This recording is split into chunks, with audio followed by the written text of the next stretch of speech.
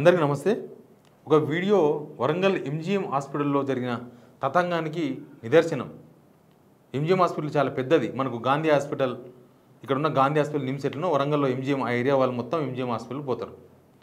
అక్కడ అంబులెన్స్ లేక ఒక చిన్నారిని, ప్రాణాలు కోల్పోయిన చిన్నారిని వాళ్ళ ఫాదరు 3 గంటల సేపు వరండాలు ఇట్లా పట్టుకొని కూర్చున్నాడు. అంబులెన్స్ లేదు, అంబులెన్స్ పంపనీకి.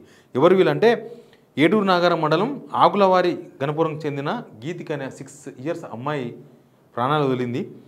విషజ్వరంతో వచ్చి హాస్పిటల్కి వస్తే కన్ను మూసింది. ఆ పాపను తరలించేందుకు అంబులెన్స్ అందుబాటులో లేకపోవడంతోన 3 గంటల సేపు చేతులపై ఎత్తుకొని ఎదురు చూసారంట అంబులెన్స్ కోసం. చివరికి ఆ లోకల్ లీడర్ ఎవరో వచ్చి సొంత డబ్బులతో అంబులెన్స్ సమకూర్చి ఊరికి పంపించారంట. ఒకసారి అక్కడ జరిగిన సిచ్యువేషన్ ఒకతను వివరించిండు. అది వినండి. విన్న తర్వాత ఏం చెప్పాలో మాట్లాడదాం. ఈ నెల 1వ తారీఖు నుంచి నిన్నటి వరకు ట్రీట్మెంట్ అయింది. పాప పొద్దున ఎక్స్పైర్ అయింది, చనిపోయింది. 3-4 గంటలు అవుతుంది. గవర్నమెంట్ అంబులెన్స్ లేని పరిస్థితి ఇలా ప్రైవేట్ అంబులెన్స్ ని మేము మాట్లాడి ఇలా పంపిస్తున్నాం.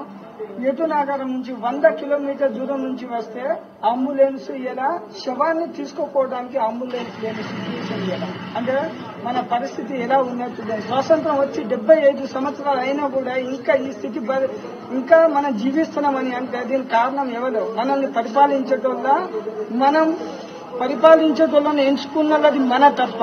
ఇలా కొంతమంది ఇలా రాజకీయ నాయకులను వీళ్ళు ఫోన్ చేస్తే చెప్పిందట వాళ్ళకు రాబోయే కాలంలో సమాధానం చెప్తాం, 1 గంట తర్వాత ఫోన్ చేయండి, మేము వెహికల్ పంపిస్తాం, లేకపోతే మీరు వాట్సాప్ చేయండి, లేకపోతే ఏదైనా పంపించండి, 1 గంట తర్వాత చేస్తా అని సెల్లు స్విచ్ ఆఫ్ చేస్తున్న రాజకీయ నాయకులు మురుగు నుంచి ఇలా చేసిందట.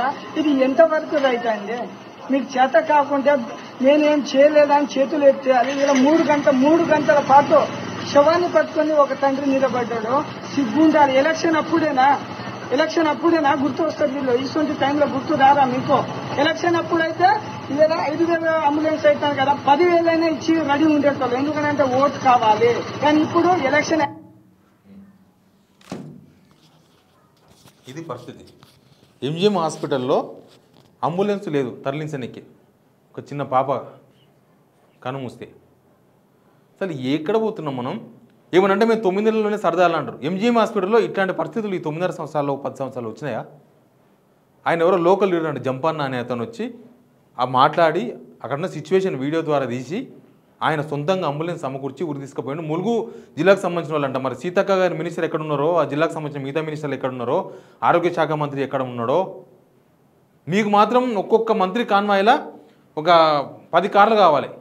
ఒక్కొక్క మంత్రి కాన్వాయిలా జనం సొమ్ములు, అవి మన డబ్బులు, దాన్ని పోసే డీజిల్ మనది, దాన్ని నడిపే డ్రైవర్ జీతం మనది, ఆ బండ్ల మెయింటెనెన్స్ అంతా మనది. వాళ్ళకి 10 కార్లు కావాలి పోనీకి. ముఖ్యమంత్రి కూడా నేను సాదాసీదా ముఖ్యమంత్రి అని చెప్పేసి మొన్న చూసిన 19 కార్లు ఉన్నాయి ఆయన వెనుక. 19 కార్లు వెనుక ఒక అంబులెన్స్ ఆయన వెనుక. 19 కార్లు. ఇక నల్గొండకు పోతే హెలికాప్టర్, భువనగిరికి పోతే హెలికాప్టర్, ఇడున్న వికారాబాద్కి పోతే హెలికాప్టర్. ఇది దేనికోసం? ఇవన్నీ మీకోసమా? మీరు తిరిగినీకి పెట్టుకున్నారా ఈ బండ్లు, ఇవి హెలికాప్టర్లు, ఇవన్నీ కూడా? ఇట్లాంటి వాళ్ళకి ఒక అంబులెన్స్ను కూడా సమకూర్చలేదు ప్రభుత్వం. 3 గంటలంట. 3 గంటలు. ఏదో వాళ్ళేమి మేము పోతాం అని ఉరుకులాని వాళ్ళు కాదు. 3 అవర్స్ వెయిట్ చేసిరంట.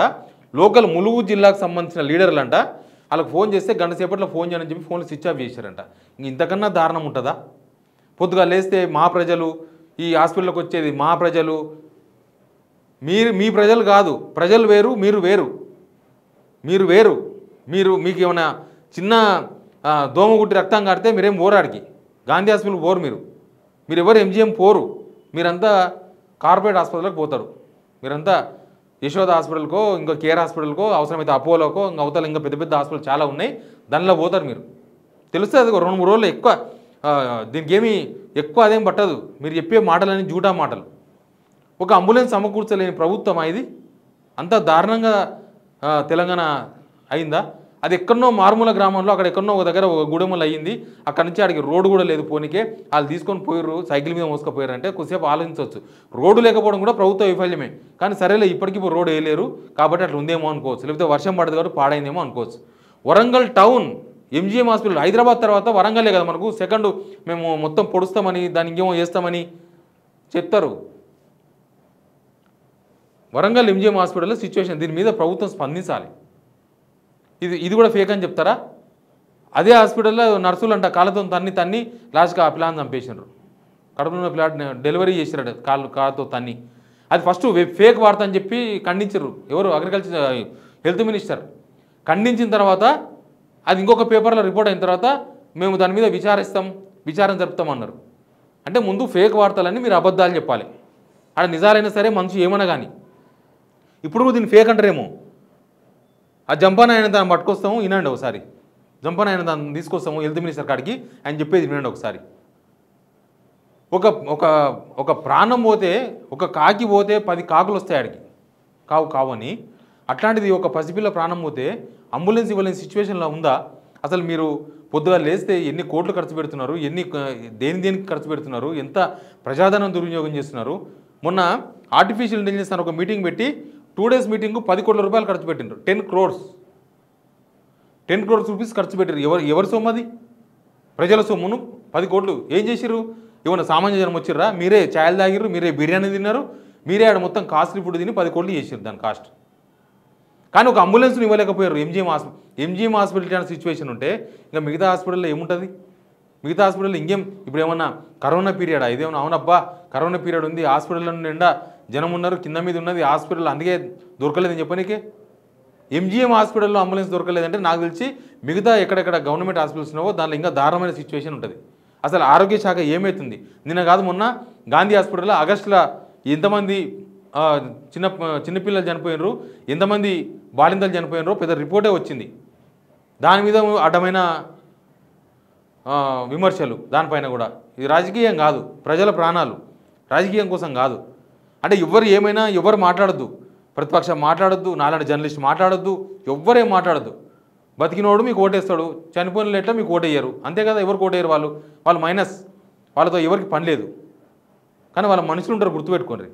వాళ్ళ మనుషులు ఉంటారు, నేను చెప్పిన వార్తలు వినేవాళ్ళు ఉంటారు, నాలాంటి వాళ్ళు చెప్పే వార్తలు వినేవాళ్ళు ఉంటారు, ఇంకా చాలామంది ఉంటారు. మీ చాదగంతనం ఇది, మీ చాదగంతనం ఇట్లా బయటపడుతుంటుంది అప్పుడు. మీరంతా సెటరేట్ బాగుంది, చాలా బాగుంది అని కద్దరబడ్లు వేసుకొని తిరిగితే సరిపోదు. పేద ప్రజలు వాళ్ళకు సేవ చేయాలి. ఎంజీఎం హాస్పిటల్లో జరిగిన సంఘటన పైన గవర్నమెంట్ రెస్పాన్స్ కావాలి, హెల్త్ మినిస్టర్ రెస్పాండ్ కావాలి. అసలు ఒక అంబులెన్స్ కూడా లేని సిచ్యువేషన్, అంబులెన్స్ పెట్టలేని సిచ్యువేషన్ ఎందుకు వచ్చింది, ప్రభుత్వం వివరణ ఇవ్వాలి. అవసరమైతే ఇంకొకసారి ఇట్లాంటి సంఘటనలు జరగకూడదు. ఎందుకు జరుగుతాయి? మనం ఏమైనా పెద్ద రాష్ట్రమా? ఏమైనా యూపీయా? పోనీ 25 కోట్ల మంది ఉన్నారు, 30 కోట్ల మంది ఉన్నారు, ఇంతమంది కోట్ల ఏడైతే చెప్పడానికే మనం ఉన్న జనమే 4 కోట్లు మ్యాక్సిమం. 4 కోట్ల జనాన్ని కూడా సర్వీస్ చేయలేదా? పప్పుడు హాస్పిటల్స్కి వచ్చి ఎంజీఎం హాస్పిటల్లో ఒక అంబులెన్స్ కూడా పెట్టలేదా? లక్షల జీతాలు తీసుకుంటున్నారా మీరు? 4.5 లక్షల జీతం ఒక ఎమ్మెల్యేకు, 4.5 లక్షల జీతం, 2 లక్షల జీతం, 2 లక్షల మెయింటెనెన్స్. ఇంకా మీకు మళ్ళీ ఇవన్నీ సర్వీసెస్, ఇవన్నీ ఎక్స్ట్రా. మీకు గన్మెన్లు, కార్ఖానా, మీరు తిండి పెట్టాలి, టీఏలు ఇవ్వాలి, అసెంబ్లీకి వస్తే డిఏలు ఇవ్వాలి, అన్నీ వేరు. మళ్ళీ పేద ప్రజలు ఏం చేయాలి? మీకు ఓట్లు వేసిన వాళ్ళు ఏం చేయాలి? ఇట్లే ఉండాలి, ఇట్లా అనుభవించాలనా? కనీసం అంబులెన్స్ కూడా లేకుండా ఎంత బాధాకరమైన విషయం. 3 గంటలు ఎంజీఎం హాస్పిటల్లో ఆ పాపను తీసుకోవడానికి అంబులెన్స్ లేక వెయిట్ చేసిండ్రు. ఎవరో ఒక ఆయన వచ్చి దాత వచ్చి ప్రైవేట్ అంబులెన్స్ ఇస్తే పోయిర్రు అని అంటే ఇది ఎంత సిగ్గుచేటు ప్రభుత్వానికి. ఇంకా 9 నెలలు అయింది, మేము ఇంకా ఏం చేయలేదంటే అంబులెన్స్ పెట్టడానికి ఎన్ని సంవత్సరాలు కావాలి మీకు? అంతకుముందున్న అంబులెన్స్ ఎక్కడ పోయింది? అంతకుముందున్న అంబులెన్స్ లేదా? ఉంది. అంతకుముందు ఎంజిఎం హాస్పిటల్లో ఈ తిప్పలు ఎప్పుడు రాలే కదా. ఆ అంబులెన్స్ ఎటుపోయింది?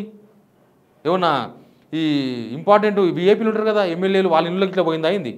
ఏమన్నా అవసరం ఉంటే దీని మీద విచారణ జరపాలి. అసలు ఒక ప్రభుత్వ హాస్పిటల్లో, అది కూడా వరంగల్లో ఎంజిఎం లాంటి హాస్పిటల్లో అంబులెన్స్ లేక ఇబ్బంది పడ్డారంటే ఇది చాలా పెద్ద ఇష్యూ.